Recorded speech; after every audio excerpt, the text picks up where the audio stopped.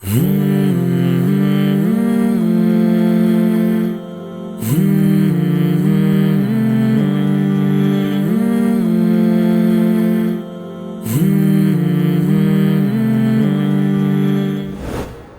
بالله من الشيطان الرجيم.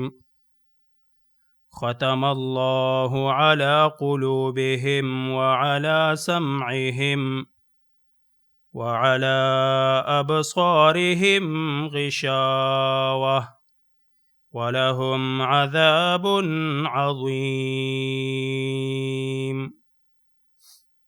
سورة البقرة 7 نمبر آیت. مخکې آیت کریمه کې الله جل جلاله د دې کفارو د کفر باندې د کلکېدلو وجه ذکر کا چې دې ته د انذار څه فایده نه ورک. یا رسول الله ستا دا یاره فایده نه ورک. اوس وجه دې آیت کې ذکر کیږي چې دا ولی په دې باندې اثر نه کوي. د نبی صلی الله علیه وسلم په شانتې داعی او دغه دعوت هم په دې اثر نه کوي. دا ولی؟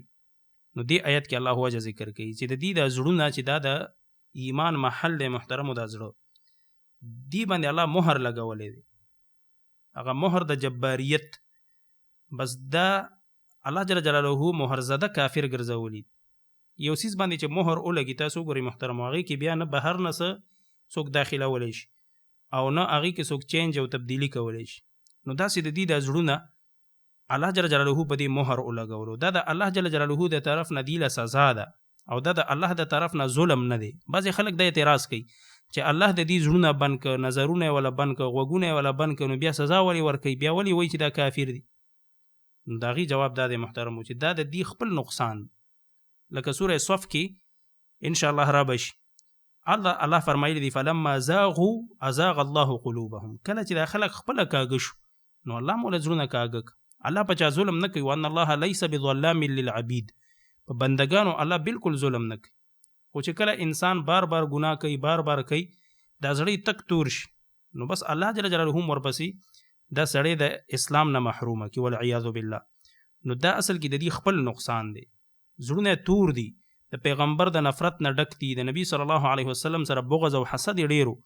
د هغې د وجې نه په الله مهر ولګولو چې بس تاسو د ایمان لایق خلک نه یې. الله فرمایي ختم الله مهر لګولی دی الله جل جلاله علی قلوبهم په زړونو د دوی باندې. دا داسې مهر نه دی لکه دنیاوي مهر. پس دا د ایمان نه د محرومولو یو سبب الله د دې دپاره وګرځولو چې دې زړونو کې اوس ایمان نه داخلي. ولې دا د دې خپل نقصان دی. فلما زاغوا ازاغ الله قلوبهم وعلى سمعهم او په غوږونو د دوی باندې مهر لګولی دی، غوږونه حق نه اوري. وعلى ابصارهم غشاوة وعلى ابصارهم او د دې په سترګو باندې غشاوة ناشنا پردې دي. تاسو ګورئ محترمو دا درې د ایمان او د اسلام د قبلولو درې غټ غټ ذرائع دي. یو پکې زړه دی محترمو. په زړه باندې انسان سوچ کوي په یو خبره کې، یو خبره ووري په غوږ یا په سترګو وویني نو بیا په زړه کې پې سوچ کوي چې آیا دا کار د کوله دی که نه دی. نو ګوره زړونه مولا الله بند که، هغه د سوچ ذریعه هم ختمه شو. او اکثر خلک چې حق قبلی محترم هغه دی چې بل ته غوږ کېږدي.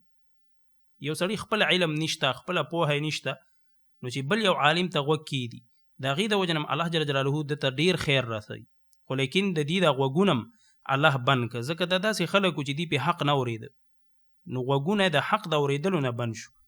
نور دنیاوي خبرې اورېدې کاڼه نه و، خو لیکن دا غوږونه ولا الله جل جلاله د حق د اورېدلو نه بند که. او وعلى ابصارهم غشاوه د دې په دې سترګو ناشنا پردې وي.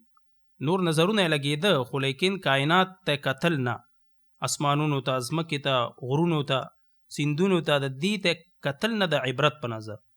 هرانه کې چې یو انسان د خپل غوږونو او د سترګې استعمال کړي نو انشاءالله چې دته هدایت کیږي. خو دې دا نه استعمالول د الله دپاره نو الله جل جلاله په مهر ولګولو د هر څه ولا بند. ولهم عذاب عظیم. الله فرمایي د دوی دپاره به عذاب وي عظیم ډېر لوی.